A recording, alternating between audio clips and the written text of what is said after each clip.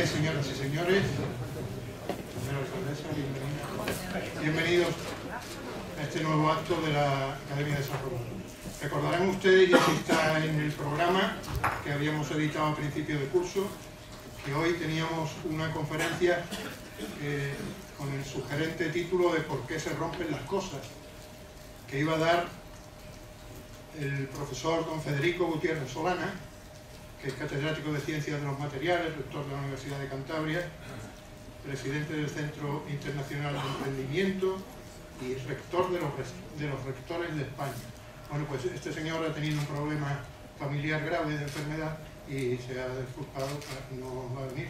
Entonces, don José Manuel Gutiérrez Revuelta Soba, siempre pendiente de la queridísima Academia de San Romualdo, nos dijo: no os preocupéis, que yo voy a dar la conferencia, y la que tenía previsto para dar en el curso que viene, en noviembre, pues la adelanta y nos la tiene preparada y nos la va a dar, cosa que le agradezco de todo corazón.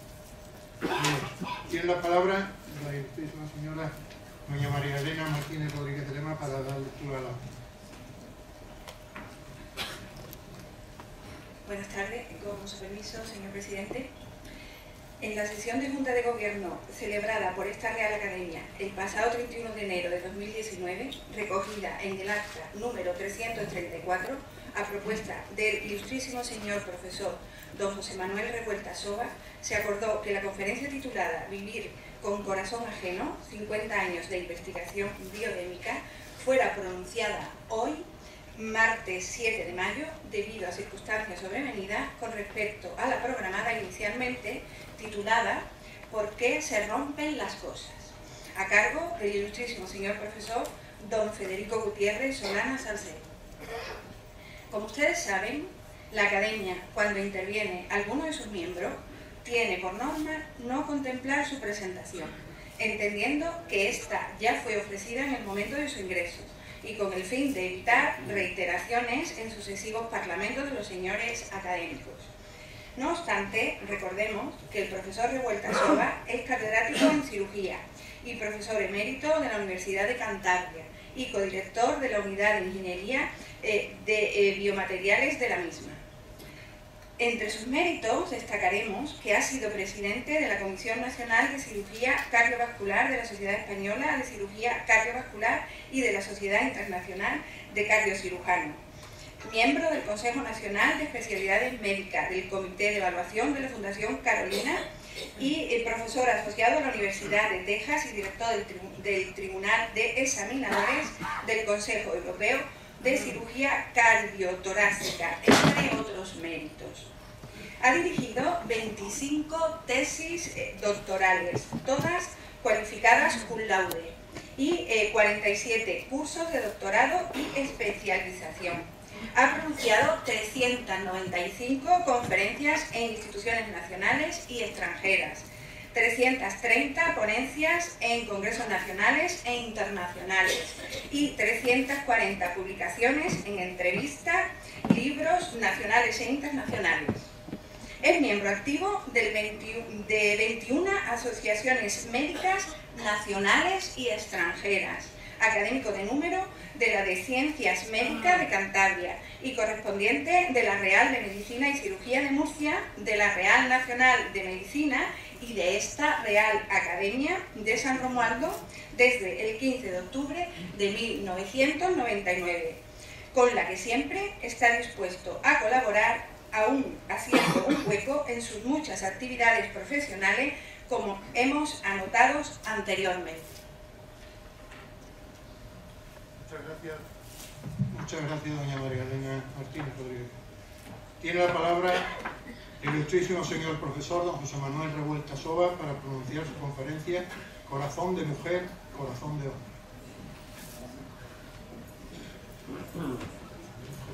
Señor presidente, señora alcaldesa, no sabe cuánto le agradezco que esté aquí. Ya sé lo ocupada que está y, señor general, igualmente le digo. El general tiene mucho que hacer y estar aquí le agradezco muchísimo que esté. Compañeros académicos, autoridades, padre Luis, que está por ahí y le tengo mucho cariño, señoras, señores, amigos todos, compañeros de mi promoción que han venido de Sanlúcar, de Vejer, de otros sitios, no sabéis lo que supone para mí esto, ¿eh? Aparte de mis compañeros de San Fernando que nunca me faltan y me dan su calor cuando ellos saben más que yo de esto. Y a todos ustedes, nada más que veo caras de amigos aquí, si esta conferencia la estuviera yo dando en Santander, les aseguro que no vendrían ni mis hermanas por una razón. Una tarde como la de esta tarde, allí en Santander, todos estamos como los caracoles, salimos al sol. Y yo decía, hoy no vendrá nadie, porque con esta tarde que hace, claro, el tema es que tenemos muchas tardes como esta aquí. Por eso me gusta tanto venir y tanto cariño le tengo a mi tierra, que lo sabéis todo. Y una muestra también es la presencia vuestra aquí, que la tomo como un abrazo en este momento. O sea que gracias a todos, ¿no? Bueno, voy a hablar de un tema bueno, que algunos me dijeron, te vas a meter en un lío, pero yo no me meto en ningún lío, como van a ver ustedes, porque lo voy a tratar de una manera científica, y la ciencia es la ciencia. Corazón de mujer, corazón de hombre. Es un tema que a mí siempre me ha llamado la atención. Yo creo que esto... bueno, yo estaba en contra totalmente de esa imagen estereotipada que se le ha dado a la mujer más de 500 años, ¿eh? O sea, mucho más de 500 años de fragilidad. La mujer es frágil por naturaleza. Que me parece que no es conveniente confundir la fragilidad con la delicadeza. O sea, que una persona delicada no significa que sea frágil. Entonces, bueno, yo estuve mirando, dándole vuelta, y digo, bueno, como es nuestra academia de ciencia, letras y artes, pues vamos a ver en el arte qué hace. Y nada, qué fragilidad. Unas imágenes de la mujer muy frágil, ¿no? O sea, que no vemos aquí, incluso nuestros pintores más queridos, ¿no? Picasso, Sorolla, siempre la mujer muy delicadita, ¿no? Y entonces, incluso, bueno, Modigliani, Frampton, todos, como ven ustedes, siempre como frágil. La fragilidad es la imagen de estereotipada que nos han metido en la cabeza siempre. Bueno, me tropecé con un buen amigo de años, que es actualmente el presidente del INE, ¿no? Del Instituto Nacional de Estadística, catedrático en Santander de Economía, y bueno, y nos hemos tenido relación muchos años, y siempre me resolvía problemas cuando yo los necesitaba y tal, y hablábamos del tema este. Es increíble que casi el 20% de los españoles tenemos más de 65 años, casi el 20%. Pero es que si nos miramos un poco más, medio millón, más de medio millón de españoles, más de 90 años. Pero claro, cuando yo le decía, pero mira, Juan Manuel, es que está una estadística, me parece que debe haber un error en el INE. Más de 100 años, 15.756. Y me dijo, no, esta es la cifra del 18. Esta es la cifra que hay. Claro, yo me asomé y yo pregunté ya siempre lo de mujer y hombre. Bueno, pues el 80%, 39, son mujeres. Y yo digo, bueno, por algo será, ¿no? O sea, ¿por qué? Porque yo siempre decía que la mejor manera de ver el tema era cuando yo me iba al aeropuerto de Santander por algún vuelo y miraba y si había un avión que venía de excursión, ¿no? A Santander. Todas eran mujeres los que bajaban. Y el hombre que bajaba, el pobre, iba ahí renqueando y tal. Y entonces yo dije, bueno, vamos a ver, esa fragilidad ya la pueden quitar de los cuadros, ¿no? Entonces, yo aquí hace unos años, pocos, dije que en el siglo XVIII, la esperanza de vida media 30 años. 30 años, ¿eh? Bueno, epidemias, guerra, todo lo que queramos, pero 30 años. La mortalidad infantil era impresionante. ¿Cuánto han hecho los pediatras por esta esperanza de vida? Más que nadie, más que nadie. En el año 70 años era la esperanza de vida, 70 años, no más. Y estamos en el año 1970, yo ya era médico. En el 2019, 83, pero si uno mira, o sea que estamos hablando de 2,5 años por década, que es mucho eso, 25 años por siglo, una barbaridad, bueno, afortunadamente. Y la mujer llega a los 85 con 7 años y el hombre a los 80, que bueno, que tampoco es que quede muy atrás. Vamos a ver, este cuadro que me lo he compuesto yo era más frío, entonces a mí me llamó mucho la atención, porque es ya la expectativa de vida y la frecuencia cardíaca. Y todos los mamíferos estamos en una línea. Entonces yo dije, ¿dónde me toca a mí en la línea? Pues me toca con el tigre y la jirafa. Esa es la frecuencia cardíaca del tigre y de la jirafa. Y entonces eso demarca los 30 años que teníamos, 35, de una manera... Bueno, pues resulta que yo dije, ¿y eso por qué nosotros estamos desviándonos tanto? ¿Por qué? Y yo me hacía esa pregunta, ¿por qué? La inteligencia.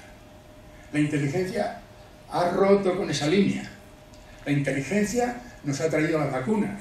La inteligencia nos ha traído los antibióticos. Los pediatras han revertido todo. O sea, la cirugía, la insulina, todo esto es la inteligencia humana. Y la inteligencia humana nos ha desviado tremendamente la línea. Inteligencia humana. Claro, claro.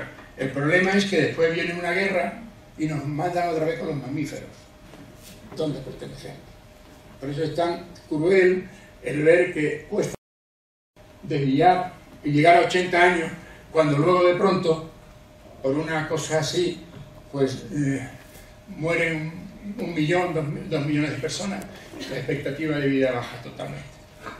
Bueno, entonces, todo esto, yo hace unos años, no muchos, leí un trabajo científico norteamericano que decía lo siguiente: el corazón de la mujer es un misterio de la ciencia. Y yo dije, ¿pero un misterio de la ciencia? ¿Por qué misterio de la ciencia?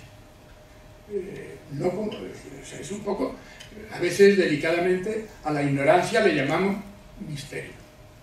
No, un misterio porque no sabemos, simplemente. Vamos a ver, vamos a estudiarlo. Bueno, les pido que hagan un pequeño viaje conmigo al conocimiento del corazón de la mujer. Y vamos a ver. No se asusten que esto lo he hecho expresamente para esta conferencia. La información que hay aquí es de esta conferencia. Esto es un corazón de hombre, es una imagen en tecnicolor que lo hemos hecho en el quirófano de Valdecilla, pero no, de hombre.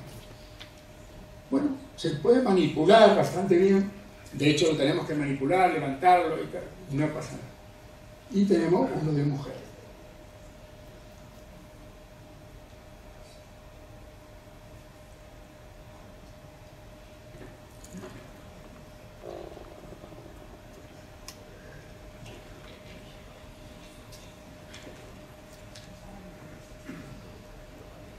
No le gusta mucho el corazón de la mujer que le toca. De verdad, no es una broma.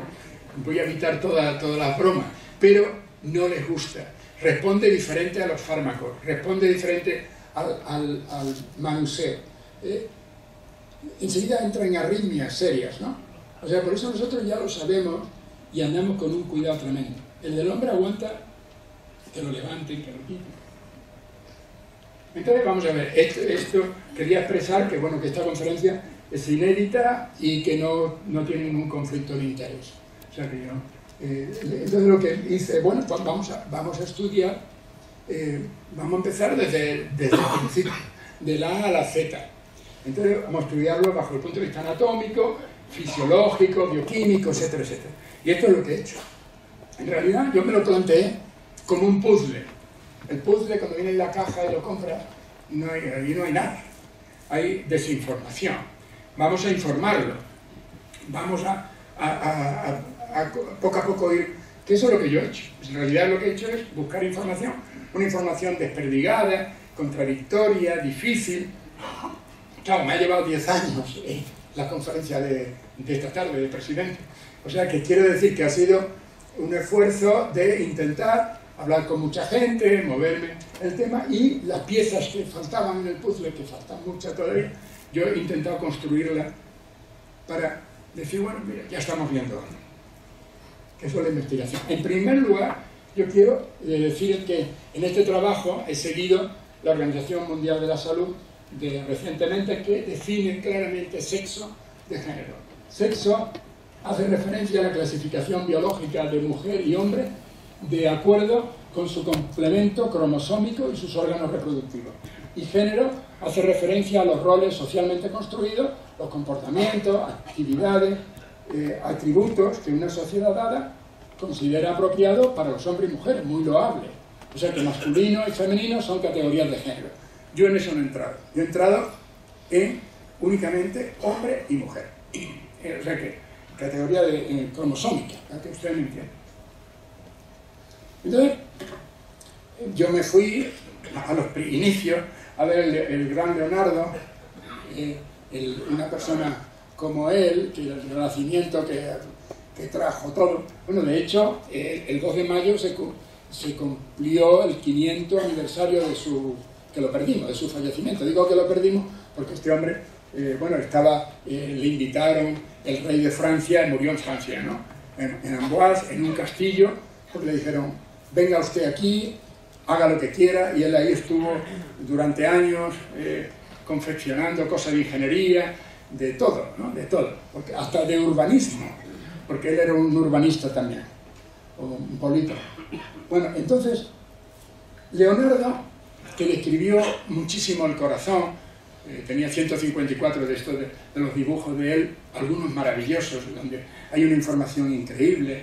Él incluso construyó unos tubos de vidrio que con una semillita y ponían la válvula de una ternera, y entonces veía como los flujos turbulentos, los vórtices que luego nosotros hemos visto y recientemente como un gran descubrimiento. Leonardo, siglo XV, sí, ya había aportado esa información. O sea, y como no, me fui los compañeros de aquí saben que nosotros, Vesalio, pues era la pura anatomía, ¿no? De hecho, Vesalio, de Humanis Corpori Fabrica, él era médico de Carlos V, y luego le dedicó el libro este, que es conocido mundialmente, a Felipe II, el hijo de Carlos V.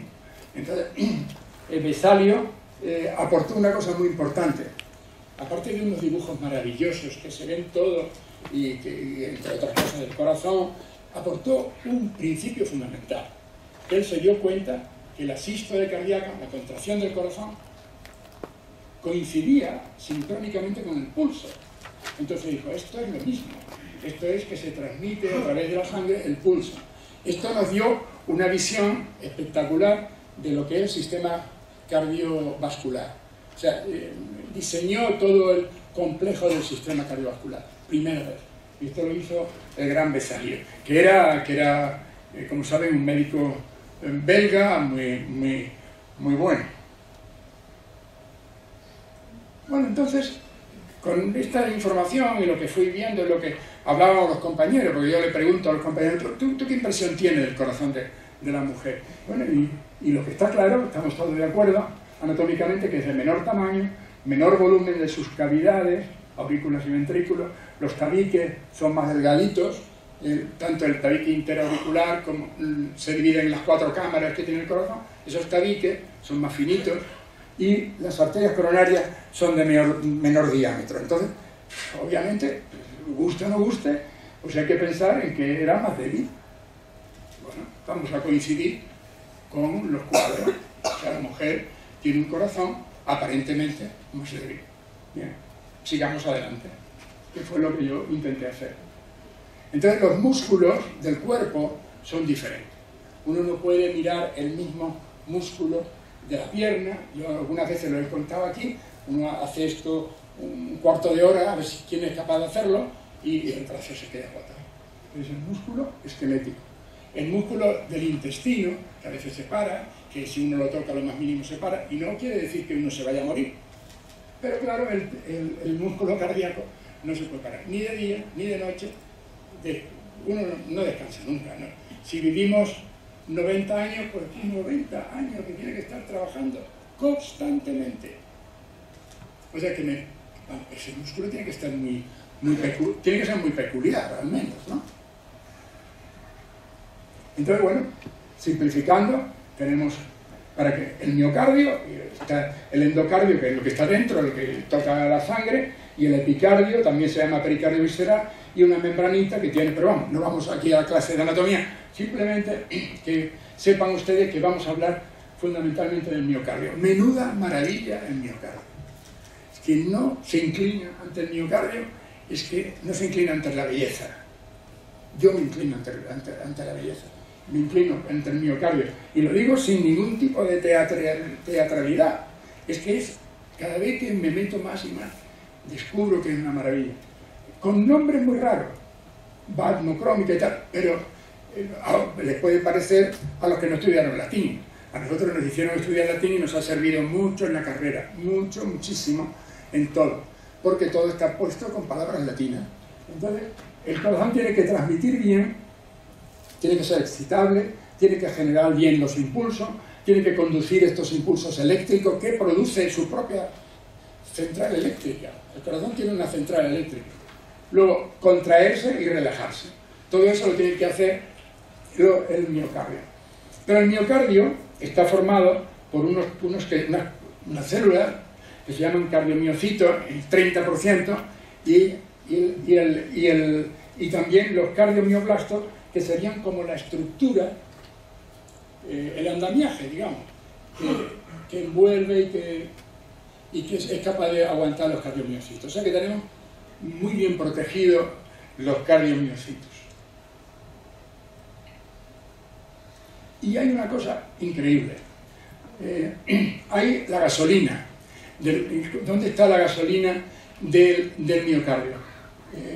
Se llama adenosín trifosfato, que está arriba una formulita, que cada vez que pierde un fosfato, que lo tiene que perder muy frecuentemente, libera una cantidad, y se hidroliza, se convierte en adenosín difosfato y libera una energía impresionante para mover todo el corazón.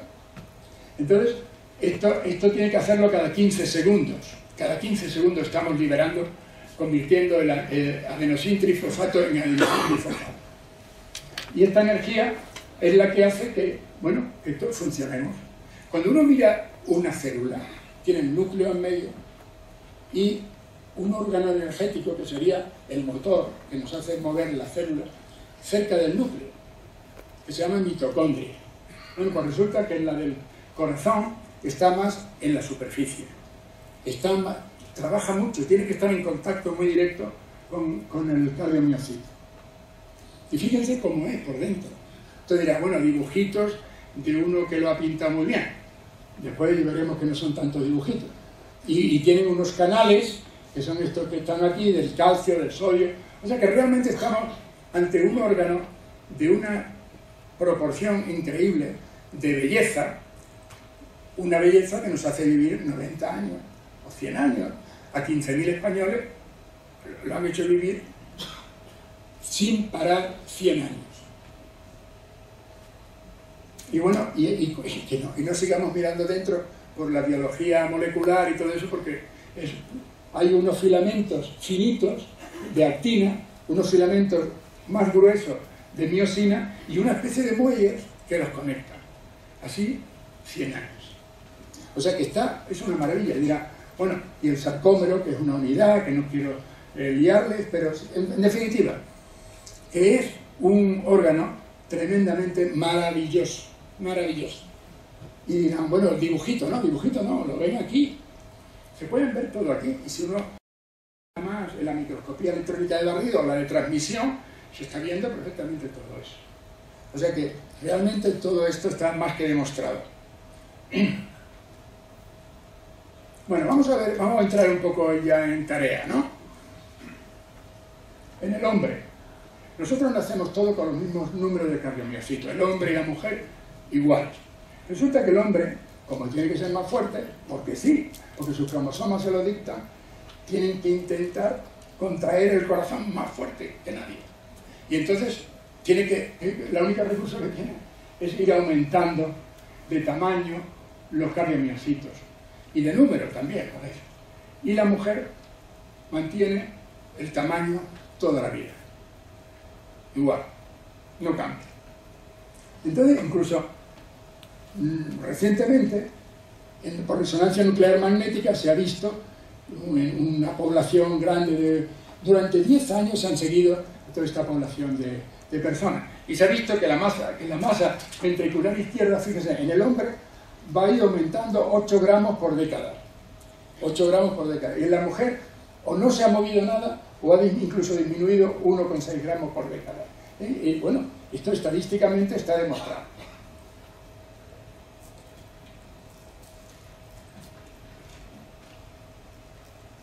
Y si hablamos de núcleos y demás, normalmente la mayoría tiene un solo núcleo, pero hay un 14% binucleares y el otro es que no se han identificado bien. Entonces, en el hombre aumentan los binucleares en el ventrículo izquierdo, ventrículo derecho, y la mujer no cambia. Bueno, ¿y esto qué es? Entonces me dirán, bueno, ¿y esto qué significa? Bueno, significa esto, que en el hombre se aumenta mucho la muerte de los cardiomiocitos, se nos muere 64 millones de cardiomiocitos por año. A la mujer, la 10ª parte. O sea, a la mujer no se le mueren los cardiomiocitos, 6 millones por año. Bueno, alguna ventajilla va teniendo. A lo mejor resulta que por eso llegan a bastante más que nosotros. En el hombre tiene que hipertrofiarse el cardiomiocito para trabajar más fuerte. En la mujer se mantiene tranquila, el mismo volumen. El miocardio ventricular izquierdo aumenta en el hombre. En la mujer se preserva. Una vez que ya llega adulto, ahí se preserva.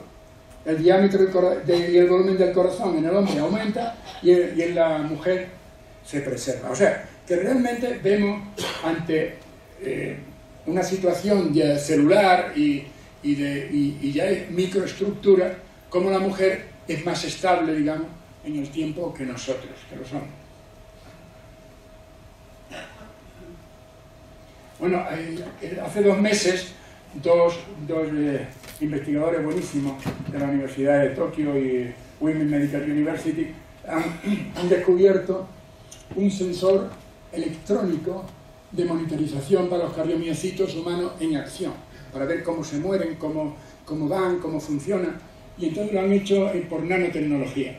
Han hecho una malla que son 10 veces más fina que un cabello humano, realmente muy fino, y está construido de parilene, gel de fibrina y cables de oro. Y entonces con esto los recubren el corazón y pueden saber exactamente cómo va funcionando, cómo va moviéndose, cómo va la estructura, por qué de este movimiento, por qué tienen que hipertrofiar. Y esto es una de las imágenes recientes, ¿no? Bueno, ¿y la fisiología qué nos dice? La fisiología, yo empecé a mirar, y este es el trabajo más antiguo que he visto, que hablan de diferencia de sexo en la función cardíaca. En el año 27 en Michigan, entonces dicen, ahí en el último renglón verán que la frecuencia media del pulso de la mujer es más rápida que la de los hombres, ¿no? Entonces, ¿qué va más rápida? Y entonces, bueno, efectivamente, la mujer tiene... Estamos de promedio, no a mí me pulsa más o menos, no, de promedio, con miles de personas, 78-82, y tiene entre 240 y 280 gramos el peso del corazón de la mujer. Y el del hombre late un poco más bajo, 70-72, y el peso es de 280 a 320. O sea que con menor peso, con el 15% menor de peso, tiene que, de alguna manera, que ir más rápido para de alguna manera, los requerimientos de sanguíneo cubrirlos, es la única forma. O sea que deben latir más rápido, eso está claro. Y bueno, el gasto cardíaco también. El gasto cardíaco es el volumen de sangre que expulsamos en cada minuto, ¿no? Entonces, bueno, a esta frecuencia, hago una formulita ahí abajo para ver que normalmente es de 4 a 4,5 y el hombre de 5 a 5,5 más o menos por minuto. O sea que la mujer entre un 10 y un 20% menor del gasto cardíaco, ¿no? O sea que si resumimos, lo que estamos viendo es que el tamaño del corazón 20% menor, el peso 15% menor, la masa muscular ventricular 12% y el calibre de las arterias coronarias de la mujer es el 25% más finitas, de 2,5 milímetros de promedio a 1,5 milímetros de promedio entre el hombre y la mujer.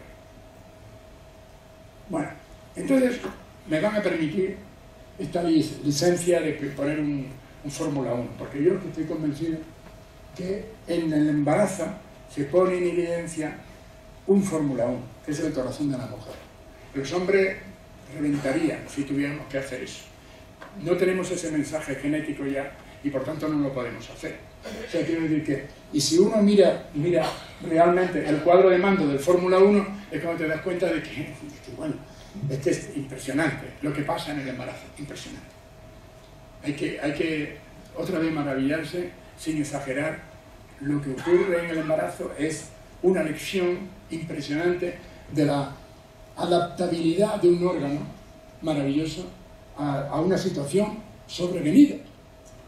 Entonces, vemos cómo aumenta el retorno venoso, el volumen sistólico, la frecuencia cardíaca, se dilatan los vasos, la resistencia baja y por tanto se tiene que adaptar. Y entonces está constantemente cambiando. Y está cambiando, como vemos, trabajo científico donde se ve claramente cómo va aumentando la frecuencia cardíaca, la presión arterial cambia, depende de la semana de que estemos hablando, como el gasto cardíaco de 4,5 litros a 7 litros. Es que es impresionante. O sea, a mí me ponen esto, aunque esté 9 meses adaptándome, 9 meses, me meten 7 litros por minuto y yo me muero. Quiero decir que inmediatamente la sobrecarga tan tremenda para toda la resistencia, para el propio pulmón, no lo podemos soportar. Entonces, esto es una maravilla. Hasta el punto de que, por ejemplo, el útero en el 9º mes consume 1/5 parte de todo el gasto cardíaco. O sea, está consumiendo 1,5 litros por minuto. El nuevo ser va a consumir 1,5 litros por minuto. Claro, todo esto depende en el parto y tal. Y de pronto, ya tiene el niño, ya, en vez de colapsarse realmente, no, se adapta y va, y en poquito tiempo ya está otra vez. Si lo vemos, una embarazada que acaba de tener el niño, con todo el trauma que supone, ve el niño, se sonríe y uno no entiende. O sea, como médico no lo entiende, por mucho que lo vea. O sea, porque es una complejidad de la presión arterial, el gasto cardíaco, resistencias arteriales, que están todas funcionando al unísono para que todo funcione bien. ¿Y las hormonas? ¿Qué pasa con las hormonas? Bueno, las hormonas le diré que las hormonas es una cosa química que tenemos. Por ejemplo, la insulina es una hormona. La insulina, a veces se hablan de las hormonas como si fueran todas las hormonas sexuales, pero la insulina es una hormona que produce el páncreas para regular cantidad de glucosa, de azúcar que tenemos en la sangre. Entonces, lo mismo, tenemos los estrógenos de la mujer, que es la hormona sexual derivada del colesterol. Pues, el colesterol es tan malo, bueno, tan malo, espérate que no es tan malo. Entonces, deriva del colesterol, producida por los ovarios, la placenta y las glándulas suprarrenales. Y la testosterona del hombre está producida por los testículos y entonces desarrolla los tejidos reproductivos del hombre, los caracteres sexuales, el vello y tal. Eso, cuando empiezan a tener testosterona, a los chicos empiezan los pelitos ya que van creciendo y tal. Eso es que ya tiene un nivel de testosterona adecuado. Y luego hay un órgano que a mí siempre me ha llamado la atención, el cuerpo lúteo, porque es amarillo, lúteo. Nosotros del latín sabíamos que el lúteo es... Bueno, entonces es un órgano que de pronto a veces como que desaparece, se atrofia, pero hay unas semanas, sobre todo el primer trimestre, que produce la progesterona y la relaxina. Son dos hormonas interesantísimas. La progesterona lo saben todos ustedes, que además se produce en los ovarios, en la placenta, que es la que implanta el óvulo en el útero y produce leche en los senos. Entonces esto es fundamental. Y la relaxina, que no habla mucha gente de la relaxina, es tremendamente importante, porque es la que produce la vasodilatación durante el embarazo, la que regula la tensión arterial para que no estalle el corazón. Entonces la relaxina está constantemente nivelando el grado de dilatación del vaso para que no estalle. Y entonces también por ello disminuye mucho el estrés cardíaco. Todo esto se regula, hay un regulador que son los receptores. Lo mismo que la entrada puede ser masiva, uno le podría inyectar, pero bueno, lo que se va a aprovechar va a depender de unos receptores, unos vigilantes, que son los receptores del estrógeno, alfa y beta, como ven ahí, y también el GPR30, que se ha descubierto más tarde, que es el receptor de la proteína de la guanina, que es la que regula los canales de entrada de sodio y potasio, que son muy interesantes para que el corazón se contraiga. Bueno, incluso algunos de ellos, como el alfa, aumenta la captación de glucosa del cardiomiocito. Es tremendamente interesante ese tipo de regulación hormonal que tenemos en el cuerpo. Por ejemplo, la mujer, es increíble. Está a prueba de bomba, está a prueba del ateroma y de todo eso. Una mujer normalmente joven, el colesterol malo lo tiene bajo, el colesterol bueno lo tiene alto, los triglicéridos, que son grasas, también lo tiene bajo. Entonces tiene, como yo he dicho otras veces aquí, una especie de muralla que le protege totalmente, pero una muralla de una fortaleza tremenda. A mí me da una pena a veces ver a las chicas que fuman, que beben, que no sé qué, digo, están luchando contra ellas mismas, contra su problema, que luego les va a pasar factura más tarde. O sea que es realmente importante el tema este. Porque, ¿qué ocurre? Luego ya más tarde va a subir el colesterol malo, se va a mantener el bueno, que eso está bien, y los triglicéridos también pueden subir. O sea que realmente es un mensaje de que no hay que abusar de esa protección que tiene afortunadamente la mujer. Y esto es una cosa que a mí me llamó mucho la atención cuando lo estuve, esto es reciente, del 2013. Yo siempre decía, bueno, a todo el mundo le gusta el dulce, ¿no? Pero yo veo que en mi familia, en todo el mundo, pues, hasta mi nieta y mi nieto, yo veo que a mi nieto le da igual el postre, el dulce, y la nieta se lanza al postre. Y yo dije, pero bueno, ¿por qué? Siempre con curiosidad y preguntando siempre los por qué, siempre hay una respuesta. O sea, yo soy curioso por naturaleza y entonces esto me ayuda, porque entonces me pongo a estudiar esto, un trabajo americano, y que, bueno, resulta que el hombre tiene escasa dependencia a la glucosa como sustrato energético preferencial del corazón. La testosterona, además, retrasa la liberación de insulina. O sea que realmente no le interesa mucho, pero para la mujer tiene una mayor dependencia de la glucosa, porque es su sustrato energético principal. Entonces el oxígeno y, por supuesto, la glucemia, la glucosa. Y entonces los estrógenos entonces actúan muy bien en consonancia con la insulina, y entonces se están regulando el tema y eso le protege totalmente.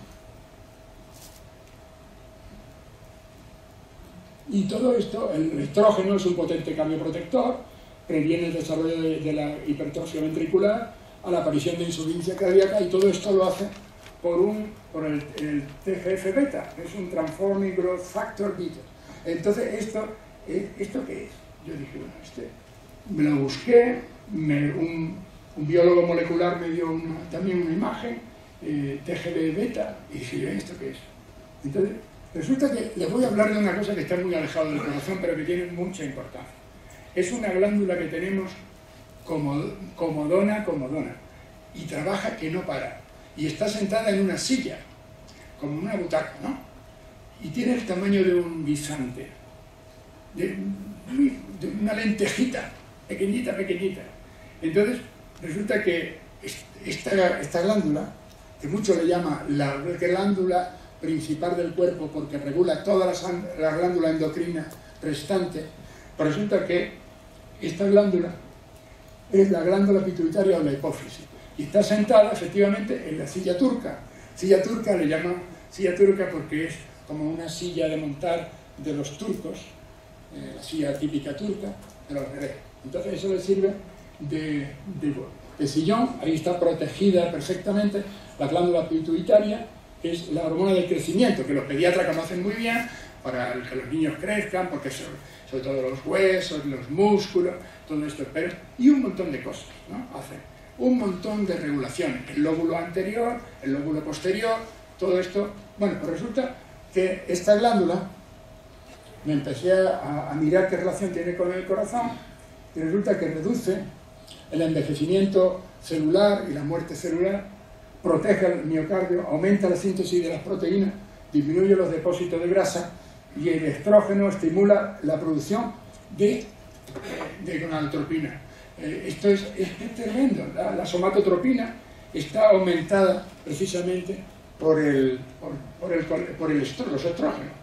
Y entonces yo vi este trabajo del año 2017 de Estados Unidos, donde hablaban del músculo, de no sé qué tal, y se refería muy poco al tema del corazón, pero sin embargo lo que me pareció una maravilla fue el cuadro de la derecha, porque la mujer produce el doble que el hombre, o sea, el doble, con lo cual está de alguna manera protegiéndose del envejecimiento celular, del envejecimiento del miocardio, está protegiendo al corazón, porque ese cuadro que estaba ahí en un rinconcito, una pieza del puzzle. Allí ni los autores referían, simplemente de que era muy bueno y tal, pero resulta que ahí está el doble. ¿Y la genética? ¿Qué nos dice la genética? Pues claro, somos así porque mi padre y mi madre me hicieron así. Entonces vamos a ver la genética. La mujer tiene un sello maravilloso que es XX. Y digo maravilloso porque lo voy a demostrar. XX. Entonces resulta que el hombre tiene XY, ¿no? Ya lo sabemos todo, esto lo aprendimos en la escuela y tal. Y hay algunos que también que los pediatras amigos míos de aquí lo saben, que son unos síndromes más raros, pero bueno, y hay más. Síndrome de Turner, Klinefelter y todo eso, que eran los que nos preguntaban en los exámenes, cuando yo no he visto prácticamente casi ninguno en mi vida, ¿no? Algún Turner, pero Klinefelter y todo eso. Pero bueno, el hecho es que la carga genética de la mujer es mucho mayor que el del hombre. Nada más que hay que ver la imagen, ¿no? Un cromosoma X, fíjese el tamaño que tiene, y el Y. Yo no sé si los hombres hoy me van a dejar salir de aquí. Ya otro día hablaré de los hombres. Si el presidente me invita, hablaré de los hombres. Y algunas cosas buenas también tenemos. Entonces regulan los estrógenos y la testosterona. Entonces, vamos a ver, qué maravilla. Resulta que si nuestra Eva primigenia, siempre descubre una anterior, de hace 190.000 años, que se descubrió en Tanzania, resulta que la mitocondria, el genoma mitocondrial, se transmite de mujer a mujer, no lo de mujer a mujer desde la antigüedad. O sea, nosotros tenemos base genética de genoma mitocondrial, solo lo transmite la mujer. Pero tenemos desde la Eva primigenia, ¿eh? O sea, nosotros, si analizan, verán que tienen los mismos genes que nosotros. Y esto es el genoma mitocondrial. Y luego el genoma nuclear es el que nos proporciona nuestro padre y nuestra madre. Y nos da una manera de ser. Pero hay mucha información del genoma mitocondrial. Ese órgano que yo les decía, que está en la célula, en la superficie, el órgano energético, bueno, pues ese genoma señalado ahí.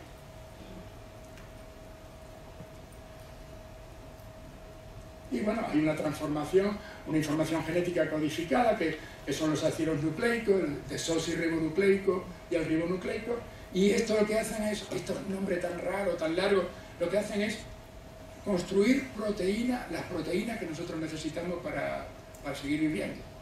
O sea que realmente toda esta información genética lo que hacen es, necesita esta proteína, necesita la otra proteína, necesita la otra proteína para construir nuevas células.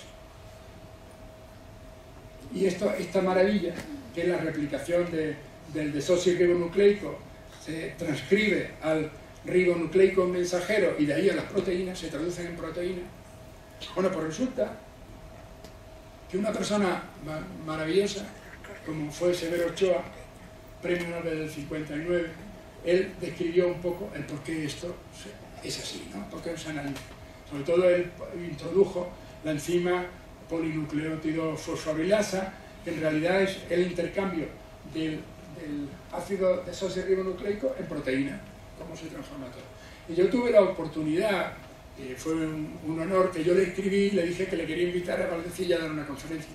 Se había muerto su mujer hacía poco tiempo, y vino muy triste, pero una persona entrañable, sencilla, nos dio una conferencia espectacular y vimos la grandeza de un sabio, ¿no? Tocándolo con la mano, lo sencillo era ese sabio, asturiano. Bueno, y tenemos unos genes que se expresan de manera diferente, 6.500 diferentes entre el hombre y la mujer. Y hay el HAM2, que le llamamos los médicos. HAM2 es una proteína cromosómica que está en el cromosoma 4, que es en realidad el que forma el órgano del feto, concretamente el corazón, lo forma de alguna manera, los mensajes las da esta proteína cromosómica, el HAM2. Y nos explica de alguna manera cómo introduce información para cómo tiene que ser el ventrículo, cómo tienen que ser las coronarias, cómo tiene que ser concretamente la trabeculación, la septación, todo aquello que dijimos del corazón de la mujer. Y la información esta del ácido desoxirribonucleico codificante, que está ni más ni menos que aquí en el cromosoma. Bueno, resulta que en estas puntitas de aquí, que se llaman los telómeros, estas puntitas de aquí, que serían estas 4, está el ácido desoxirribonucleico no codificante, o sea, no manda información codificada, pero se encarga de la división y del envejecimiento celular, que es muy importante. Y el enzima que lo permite, que es lo que le llaman el enzima de la supervivencia celular, es la telomerasa. Y es curiosísimo porque añade ácido desoxirribonucleico a los telómeros para que mantenga siempre su longitud, porque si se va cortando, uno muere, ¿no? Entonces tiene que alargar la célula, la única manera es a poner de alguna manera más desoxirribonucleico. O sea, hay un mensaje que es claro, un telómero corto significa muerte celular, o sea que tenemos que tenerlo lo más largo posible. Y para hacerlo esto, una mujer científica de las mejores a nivel internacional, María Blasco, que es la directora del Centro Nacional de Investigaciones Oncológicas de Madrid, ella es una persona que ha trabajado muchísimo en telomerasa, una autoridad mundial en telomerasa. Entonces, realmente, ella dice una frase que a mí me gusta mucho, que es: envejecer no es nada natural. No es natural que uno se envejezca. Uno tiene que buscar la manera científicamente de parar eso. Bueno, y no debe ser muy natural, porque de 30 años, ahora la esperanza de vida llegamos a 80, no me extrañaría que en 20 años pudiera ser normal los 100 años, que uno tuviera 100 años como esperanza de vida media, ¿no? Con lo cual significa que tenía que haber mucha gente rara de 120 años, ¿eh? Porque claro, para llegar a la media ya saben lo que significa eso. Y hay una cosa increíble, este trabajo, otro que está recién, bueno, se publicó en Canadá, pero todavía lo tienen, ha salido publicado, pero fíjense lo que es esto: número de hijos y longitud de los telómeros en las mujeres. Entonces dice que mayor número de hijos, y lo explica científicamente, mayor longitud de los telómeros. ¿No habíamos dicho que los telómeros largos había mayor supervivencia? Pues parece ser que tener niños, uno vive más. La mujer, no, el hombre no sé. Vive más. Entonces, ¿qué dice la actividad eléctrica cardíaca? Yo, ya que nos queda poco, no quiero tampoco cansarle.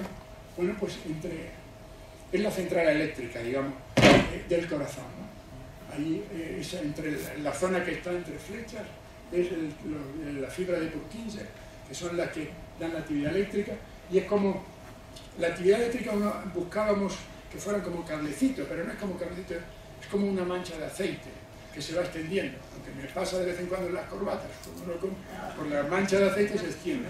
Entonces, eso es la actividad eléctrica.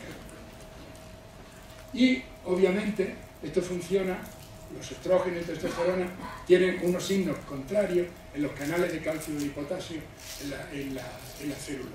Y esto es muy importante porque luego, en el hombre, por ejemplo, el QT, que es esa parte que está marcadita ahí, del electrocardiograma. El electrocardiograma en realidad es como un registro de la electricidad que tenemos dentro. Entonces, en el hombre se acorta y luego se alarga, en la mujer se alarga y se queda ahí, y esto se regula por el estrógeno y el progesterona. Y de ahí que, bueno, pues unos tienen más taquicardia y otros tienen más bradicardia. Y la enfermedad cardiovascular. ¿Cómo se comporta la enfermedad cardiovascular? Pues hay que estudiarla, porque siempre queremos que la mujer tenga lo mismo que tenemos los hombres, igual, y es que funciona diferente, por lo menos el corazón. Entonces, por ejemplo, en el infarto de miocardio, en la enfermedad de las coronarias, todo esto, el comportamiento es diferente. Entonces, fíjense que también la mujer tiene menos enfermedad coronaria, significativamente menos que el hombre, muy significativamente menos. ¿Cómo se ve aquí también? Bueno, hace unos 10 años empecé, a raíz de una tesis doctoral de la doctora Alconero, que yo le dirigí, empecé a interesarme por estos temas. Hemos publicado en Europa, en Estados Unidos, los resultados de lo que hemos ido encontrando, que son realmente trabajos que es un poco de cosas que le estoy contando aquí. Y lo que sí que vemos es que, por ejemplo, en la mujer, la angina de pecho, cuando está con falta de riego en el corazón, se ve más en la mandíbula, en el cuello y en la escápula, en la espalda. Y a veces que tendrá que haber cogido un movimiento mal, y a lo mejor lo que tiene es un infarto. Pero obviamente se tiene que acompañar de otras cosas. Entonces, por ejemplo, en el hombre lo típico ya lo conocemos como es la angina típica del dolor aquí precordial, la molestia en los hombros, en el lado izquierdo y tal, y el inductor suele ser el ejercicio físico. Pero en la mujer puede tener otro tipo de sintomatología diferente. Eso hay que prestar atención. Y a mí, esto es un mensaje, esto que pongo aquí abajo, esto de aquí, el problema es que la mujer, y muchas veces su familia, suelen achacar los síntomas a otras molestias, por lo que cuando van al médico ya a lo mejor han perdido unas horas importantes, porque yo creo que en este tema cada minuto es oro, o sea que no se pueden perder minutos, porque perder minutos es perder miocardio, perder masa muscular. Entonces los factores de riesgo son todos estos, que ya conocemos, todo el mundo lo conoce y eso no voy a hablarles de esto, pero la mujer tiene otros factores de riesgo que como la endometriosis, por ejemplo, que es la presencia de tejido del endometrio fuera del útero, y están, por ejemplo, en las trompas, en el ovario, incluso en el intestino, y cuando tienen una menstruación, pues el intestino puede sangrar, puede haber sangre en las trompas de falopio, o sea, quiero decir que y tiene un cierto riesgo. Y la poliquistosis ovárica es igual, son óvulos que no han madurado, se quedan ahí como folículos y tal, y al final se enquistan. Y eso también puede tener. Bueno, entonces, ¿qué ocurre? Que los estrógenos ya hemos dicho que protege contra la apoptosis. Apoptosis es muerte celular. La muerte de los cardiomiocitos es 10 veces menos en los hombres. Los fibroblastos son muy buenos para resistir la isquemia, el remodelado ventricular, la supervivencia en mayor rango. Y tiene la mujer mucho menor riesgo que el hombre de morir de insuficiencia cardíaca por su extraordinaria capacidad de regeneración miocárdica. Fíjense, esto lo he traído porque es impresionante.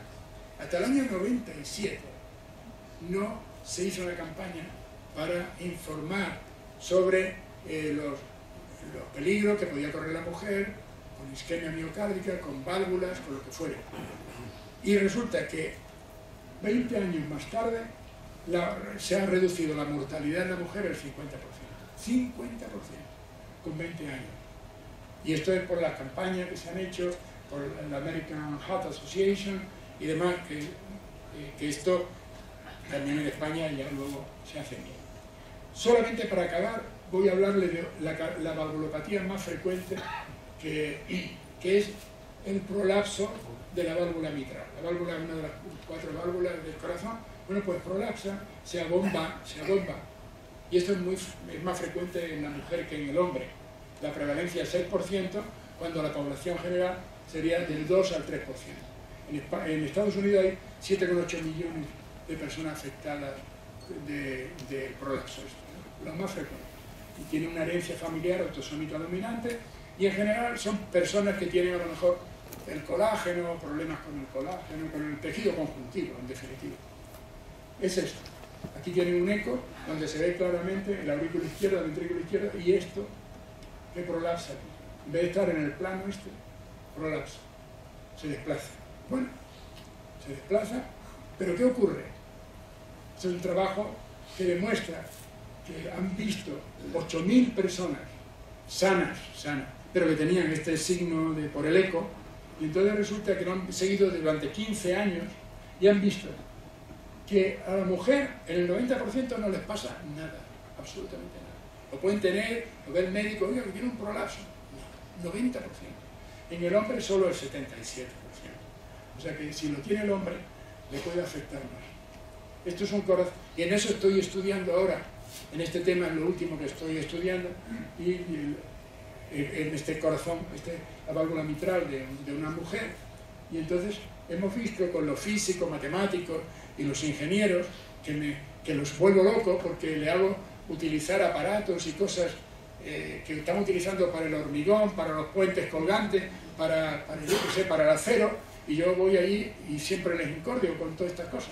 Y entonces, al final me han hecho uno de los jefes de la unidad de ingeniería, porque este para tenerlo callado. Entonces resulta que se ha descrito claramente que la mujer tiene menos entropía, menos desorden, y el hombre tiene más. Y lo hemos visto en varias circunstancias, ¿no? Y entonces esto, aunque yo les mostré una vez parecido a esta, aquí, también cuando empecé con esto, esta es una cuerda mitral finita de 1 milímetro, pero está vista con un microtac, es una tomografía que le da muchísimos cortes. Lo que están viendo ahí es cómo está la estructura por dentro del colágeno, los haces del colágeno, la fibra, y entonces nosotros podemos estudiar esto y viendo matemáticamente cómo para reproducir los cuadros que tenemos anteriormente, ¿no? O sea que esto es una maravilla, porque es aplicando esas estructuras que hacen ellos para el acero, para ver, bueno, de hecho, el profesor Gutiérrez Solana iba a hablar de esto aquí, cómo se rompen las cosas, ¿no? Para explicar un poco cómo en lo que estamos trabajando, ellos están trabajando en materiales impresionantes, nuevos materiales, grafeno, todo eso, estamos ahora ilusionados con el tema este.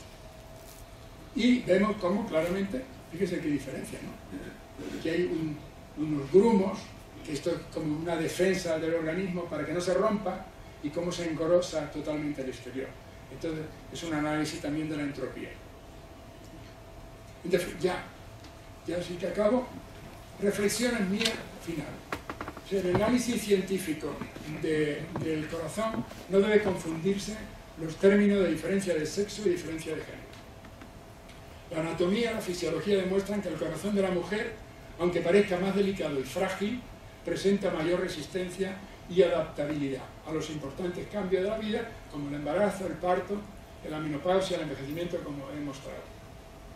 Los cardiomiocitos de la mujer son más estables y resistentes al envejecimiento y a la apoptosis celular. Luego, el estrógeno es un potentísimo cardioprotector, pero sus efectos beneficiosos no duran toda la vida. Por lo tanto, hay que cuidarse un poquito porque no duran toda la vida. a nuestras hijas y nietas hay que explicarles esto un poquito, que esa protección que tienen, maravillosa, no dura toda la vida. Y luego la adopción de la mujer de ciertos hábitos de vida nocivos, más propios del hombre, le pasan factura. Eso está claro. Y la genética demuestra que ciertas proteínas determinan el buen corazón de la mujer desde su nacimiento.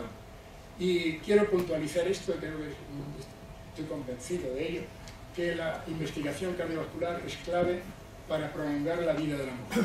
Claro.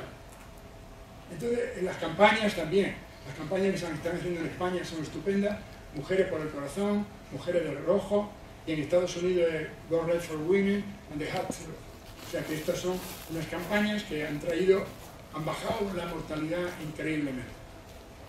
La mujer de hoy, afortunadamente, ya no es, ya esa imagen anterior de fragilidad ya está superada, la ciencia lo demuestra claramente, y el corazón de la mujer es mi conclusión, no es un misterio de la ciencia, es una maravilla realmente. Y tengo que decir también que esta conferencia sentidamente se la dedico a la mujer. Muchas gracias.